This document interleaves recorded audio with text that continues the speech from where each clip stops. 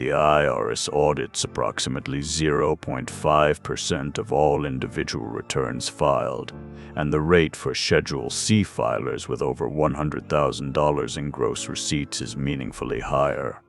If your return is selected, what follows is not a criminal investigation, not a seizure of your assets, and not a process designed to destroy you financially.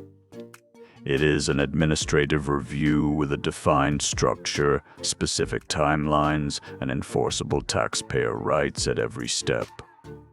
Understanding the process before it happens is the only way to navigate it without panic and without making expensive mistakes. The IRS selects returns for audit through several mechanisms. The Discriminant Information Function System, DIF, scores each return statistically against others in its income and filing category. Returns with scores significantly above the median in any category are flagged for review. Additional triggers include mathematical errors, mismatched information between your return and third-party 1099 and W-2 filings, specific industry targeting by compliance campaigns, and random selection as part of the National Research Program.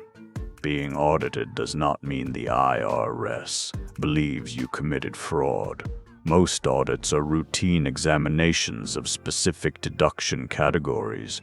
There are 3 types of audits. The correspondence audit, the most common, is conducted entirely by mail. The IRS sends a letter identifying 1 or 2 specific items on your return that it wants documentation for. You respond with the requested records, no in-person meeting required. The office audit is conducted at a local IRS facility where you meet with an examiner. The field audit, the most comprehensive, brings an examiner to your home, business, or accountant's office to review records in person. Field audits are reserved for complex returns or cases involving significant potential tax adjustments. The initial notice is a letter 2205, 3572, or similar depending on the audit type. Read it carefully. It will specify the tax year under review, the items selected for examination, the documentation requested, and the response deadline. Deadlines in IRS correspondence are real. Missing them accelerates the process in the IRS's favor and limits your options. Your first response should be to gather the requested documentation and, if the amount at issue justifies it, engage a CPI or tax attorney to represent you. You are not required to have representation, but having it for an office or field audit is almost always advisable. You have the right to representation.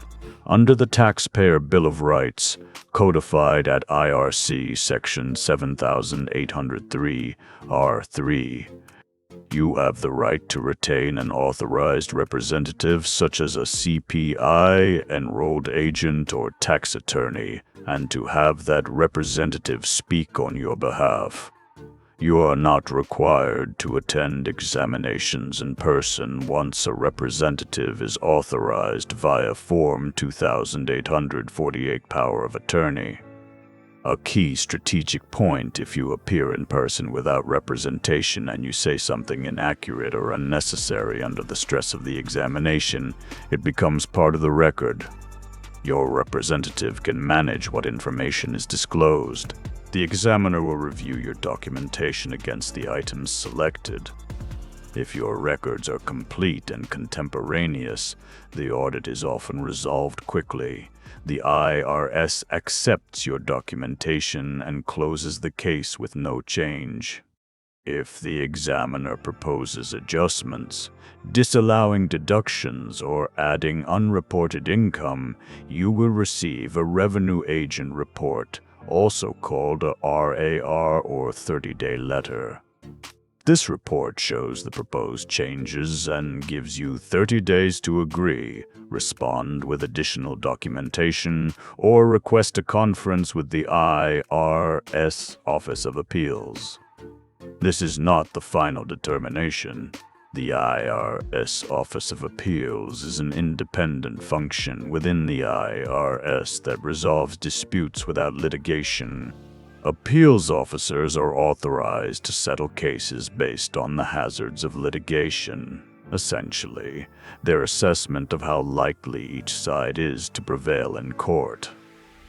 Roughly 85 to 90% of appealed cases are resolved at the appeals level without going to tax court.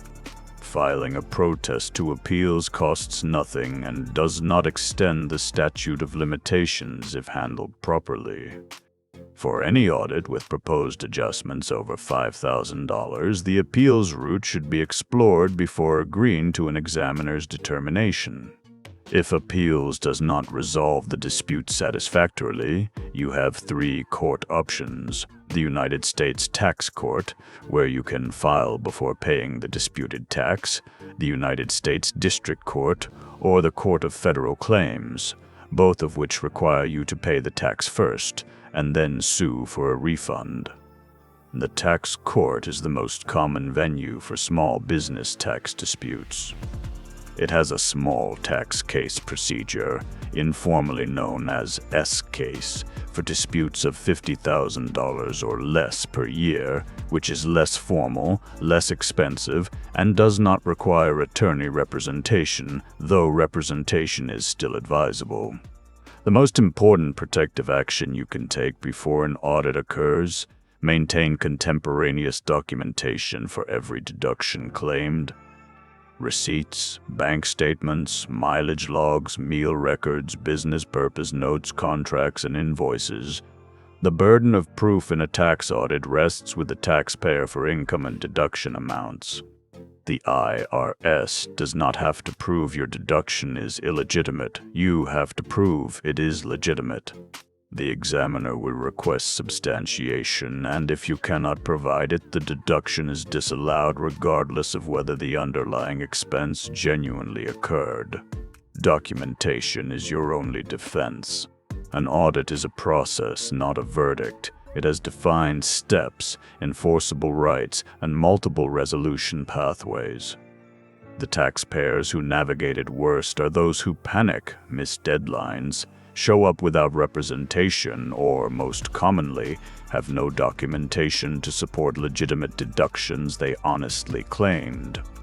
The taxpayers who navigate it best are those who kept records during the year and respond to the initial notice with organized, complete substantiation.